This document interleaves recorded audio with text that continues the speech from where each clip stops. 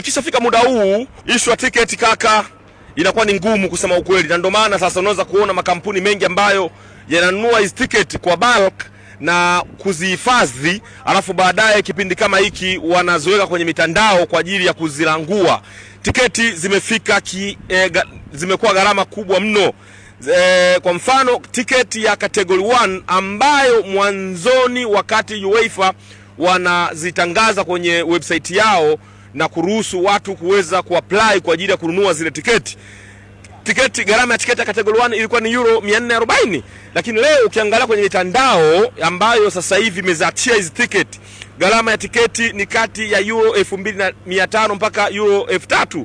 Hiyo unazungumzia katikati ya shilingi milioni 6,250,000 za Kitanzania hadi kufika shilingi milioni karibia 7 za Kitanzania kwa tiketi ya category 4. Tiketi ya category hiyo ni kwa tiketi ya category 1. Tiketi ya category 4 ambayo ndio unaweza kusema ni tiketi ya bei rahisi, kwa mujibu wa bei za UEFA ilikuwa inauzwa euro 70 tu, ambayo ukizidisha mara rate ya kwa mfano 2500 unaweza kupata ni kiasi gani iko cha pesa Tanzania. Lakini kwa sasa tiketi ya category 4 ambayo ni ya juu kabisa kule gorofa ya 4 kwenye uwanja huu wa San Siro inagharimu kiasi cha shilingi milioni 3 za Kitanzania.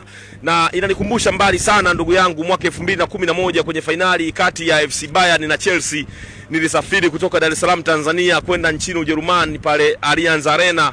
Nilichokikuta Mungu ndo anajua. Nilishia kuangalia mechi kupitia kwenye sehemu ya wazi ile ambayo imetengenezwa kwa ajili ya watu au mashabiki kuangalia nje ya uwanja, na mimi niliamini nikifika pale nitaweza kukutana na tiketi za kipagumashi, lakini niliweza kujifunza kitu ambacho leo hii ndio kimenisaidia na kuja nikiwa very comfortable, naweza kuingia, naweza kufanya kazi yangu, na kama nisingeumia wakati ule inawezekana leo hii nisingeweza kuwa comfortable na kujifunza kitu. Kwa issue ya tiketi huwezi kupata kwa sasa hivi.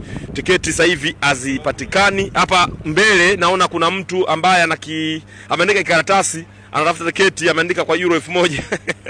Usiku kama atapata tiketi euro 1000 na atamuuzia. Kwa hiyo tiketi ni ngumu kupatikana kwa sasa hivi, na tiketi kama inapatikana ni ghali mno. Unaweza ukanunua tiketi ya mpira wa Jumamosi kwa gharama ya kununua kiwanja kwa pesa ya Kitanzania.